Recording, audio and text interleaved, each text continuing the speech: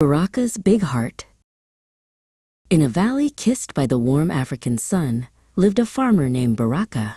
His hands were strong, his smile was wide, and his heart was as rich as the dark soil he tilled. Baraka worked from the moment the first rooster crowed until the shadows grew long. All year, Baraka tended his fields.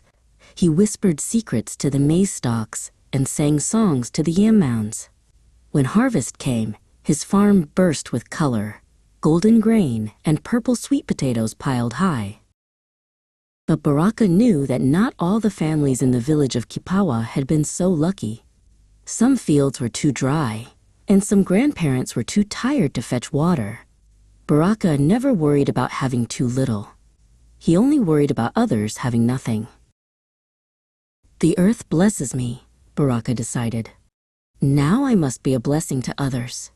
He brought his sturdy wooden cart, hitched it to his quiet donkey, and began to load the best of his harvest onto the wagon. As Baraka guided the cart down the dusty path, a small girl named Nima peered out from a small hut. She watched the mounds of food roll by, her eyes wide with hope and hunger.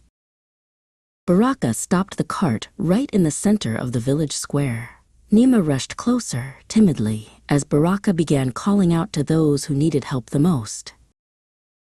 "For your grandmother, Nima," Baraka said, handing her a woven basket piled high with fresh vegetables and ground flour. "This will keep you warm and strong." Baraka spent the rest of the day delivering aid.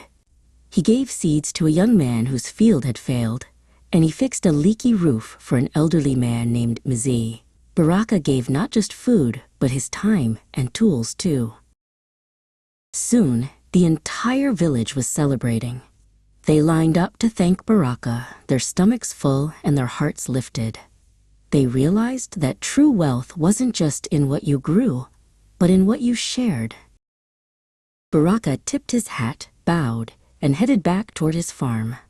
He knew that the cycle of planting and sharing would begin again tomorrow. When one person shines, he thought, the whole village glows.